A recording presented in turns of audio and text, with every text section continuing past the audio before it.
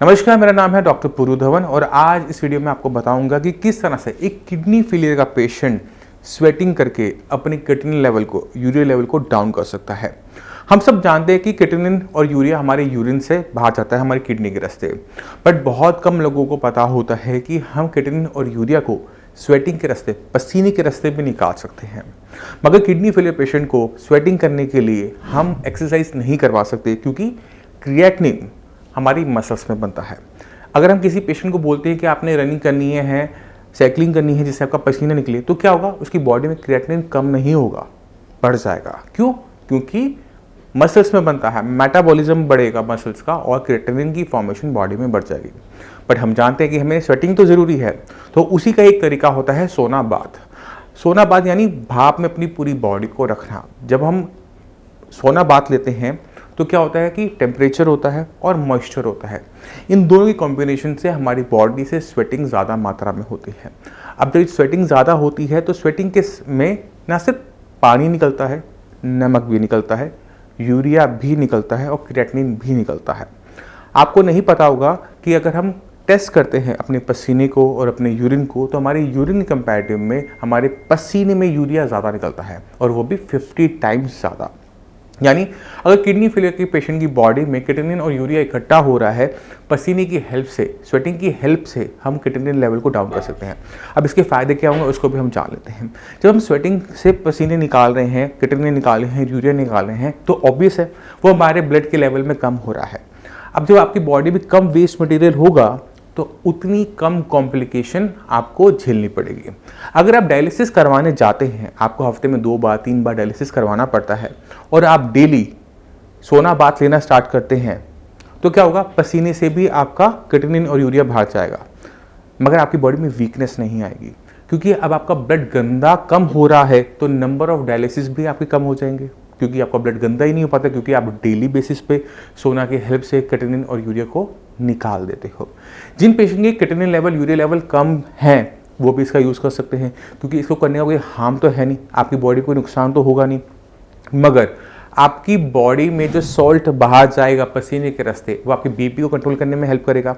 यानी बीपी की कंट्रोल होने से किडनी को होने वाले नुकसान को हमें आराम मिल जाएगा, कम नुकसान होगा। अब दूसरा फायदा क्या होगा, जब हमारी बॉडी को हीट लगती है ना, हमारी सारी मसल रिलैक्स कर जाती है। इन मसल को रिलैक्स करने से हमें फ़ायदा क्या होता है कि इनकी बीच में जो हमारी वेसल्स होती हैं, आर्टरीज होती हैं, वेन्स होती हैं, वो भी रिलैक्स होकर उनकी बीच में जो पेरिफेरल रेजिस्टेंस होता है, अब इसे समझना थोड़ा सा मुश्किल है, बट आप इसको पेरिफेरल रेजिस्टेंस की तरह समझो कि उसके कम होने से हमारा बीपी मच बेटर मैनेज होना स्टार्ट हो जाता है। तो यानी हमारी किडनी के लिए बेटर ब्लड सप्लाई, यानी किडनी के लिए बेटर ऑक्सीजन, यानी किडनी के लिए बेटर खाना। रिजल्ट क्या होगा कि किडनी कम खराब होना शुरू हो जाएगी या फिर खराब होना बंद हो जाएगी। तो अब जितने भी किडनी फेलियर के पेशेंट हैं वो इस सोना का हेल्प ले सकते हैं, क्योंकि हर किसी के घर में ज़रूरी नहीं है कि सोना वाला रूम बना हो जहाँ पे वो भाप ले सके बॉडी को। तो ऐसे जो इक्विपमेंट्स है ये मार्केट में ईजिली अवेलेबल है। आप अमेजोन पे जाइए और सोना बाथ सर्च करेंगे तो आपको बहुत सारी लिस्टिंग्स मिल जाएंगी। आप उसमें ये प्राइस रेंज 4000 से लेकर 6000 तक के आते हैं, तो आपको जो पसंद आता है, जो आपके पॉकेट में लगता है, आप उसका यूज़ कर सकते हैं। ये बहुत सिंपल सा सेटअप होता है। एक कुकर होता है जिसमें हम पानी डालते हैं, जब हम इसका ऑन करेंगे तो ये भाप बनाएगा। भाप इस पाइप के थ्रू इस बैग के अंदर चला जाएगा जहाँ पर आप बैठे होंगे। अभी देखने में लग रहा है कि इसके अंदर हम जाएंगे कैसे, बैठेंगे कैसे, है ना। इसके अंदर एक छोटी सी चेयर रखनी है आपने, आप प्लास्टिक की रखिए, वुड की रखिए, बट आप एक छोटी सी चेयर पर रखकर आप इस पर आराम से बैठेंगे। आप इसको बंद कर लेंगे, इसके अंदर आप बैठ जाएंगे और 2 घंटे आप अपनी बॉडी को हाई टेम्परेचर पर रखेंगे और उसमें मॉइस्चर की मात्रा भी ज़्यादा होगी। अभी मॉइस्चर का क्या कंसेप्ट है उसको समझाने की कोशिश करता हूँ आपको। जब बारिश के दिन होते हैं तो क्या होता है, हवा में मॉइस्चर की मात्रा बढ़ जाती है, और एकदम धूप निकला है तो क्या होता है कि पसीना उड़ता ही नहीं है, बहता रहता है, सारे कपड़े गीले होने शुरू हो जाते हैं। सेम एनवायरनमेंट हम इसके अंदर सोना के अंदर बना रहे होते हैं, स्वेटिंग बढ़ जाती है, और ये बहुत बेनिफिशियल रहती है एक किडनी फेलियर पेशेंट के लिए। तो ये जो सोना है ये एक तरीके से मिनी डायलिसिस की तरह होता है, मगर इस डायलिसिस के अंदर बॉडी में वीकनेस जनरेट नहीं होती, क्योंकि बॉडी में से प्रोटीन लॉस नहीं हो रहा होता। क्योंकि प्रोटीन हमारी पूरी बॉडी को बनाता है। जब हम डायलिसिस करवाने हॉस्पिटल जाते हैं तो जब हम अपना ब्लड को मशीन से निकालते हैं तो उससे मशीन में ना सिर्फ क्रिएटिनिन निकलता है, यूरिया निकलता है, एक्स्ट्रा पानी निकलता है, बट बहुत सारे vitamin, minerals and protein body में से निकल जाते हैं। इसी वजह से डायलिसिस में पेशेंट बहुत लंबा टाइम सर्वाइव नहीं कर पाता, क्योंकि बॉडी में वीकनेस जनरेट होनी शुरू हो जाती है, बॉडी वीक होनी शुरू हो जाती है, मसल मास कम होना शुरू हो जाता है और धीरे धीरे पेशेंट की कंडीशन इतनी ख़राब हो जाती है कि पेशेंट का चलना, उठना, बैठना नहीं हो पाता। मगर जब हम इस तरह से अपने बॉडी को क्लीन अप करते हैं, यूरिया निकालते हैं, क्रिएटिनिन निकालते हैं, तो इसमें वीकनेस जनरेट नहीं होती, इसमें बल्कि आपको स्ट्रेंथ महसूस होनी शुरू होती है, क्योंकि आपकी बॉडी में से सिर्फ और सिर्फ वेस्ट मटेरियल बाहर जाता है। जैसे एक हीमोडायलिसिस मशीन के अंदर मेम्ब्रेन हम यूज़ करते हैं, जब आप जाते हैं तो आप डायलिसिस खरीदते हैं ना, सेम तरीके से इसके अंदर हम आपकी खुद की नेचुरल स्किन को यूज़ कर रहे होते हैं एज ए मेम्ब्रेन। जो हमारे स्वेट पोर्स हैं वो ओपन हो जाते हैं और स्वेट पोर्स ओपन होने के बाद उसमें जो एक्स्ट्रा बॉडी में जो एक्स्ट्रा सॉल्ट है, वाटर है, वो निकालना शुरू करते हैं। तो अगर आप स्टीम लेते हैं तो आपकी बॉडी में जो एक्स्ट्रा पानी है वो भी निकलता है, एक्स्ट्रा सॉल्ट है वो भी निकलता है, जो कि बहुत बेनिफिशियल रहता है, क्योंकि किडनी फेलियर पेशेंट की बॉडी में स्वेलिंग, पानी का इकट्ठा होना एक कॉमन दिक्कत होती है।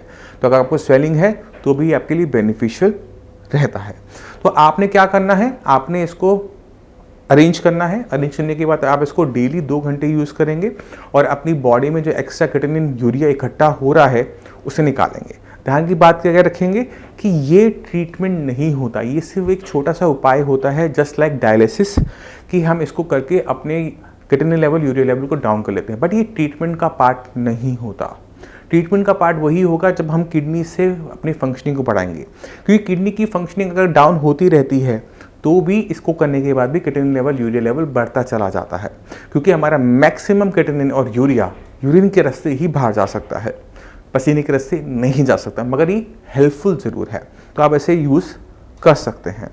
तो मैं उम्मीद करता हूँ इस वीडियो से आप समझ गए होंगे कि किस तरह से हम अपनी बॉडी में से एक्स्ट्रा क्रिएटिनिन और यूरिया को स्वेटिंग के रास्ते बाहर निकाल सकते हैं। फिर भी आपके माइंड में कोई भी डाउट हो, कुछ भी पूछना चाहते हो, हमारे डॉक्टर्स अवेलेबल हैं, आप क्लिनिक पे आकर मुझसे भी मिल सकते हैं। अब इसी के साथ आप सभी से मैं चलने की आज्ञा चाहूँगा। मिलते हैं अगली वीडियो में, तब तक के लिए नमस्कार।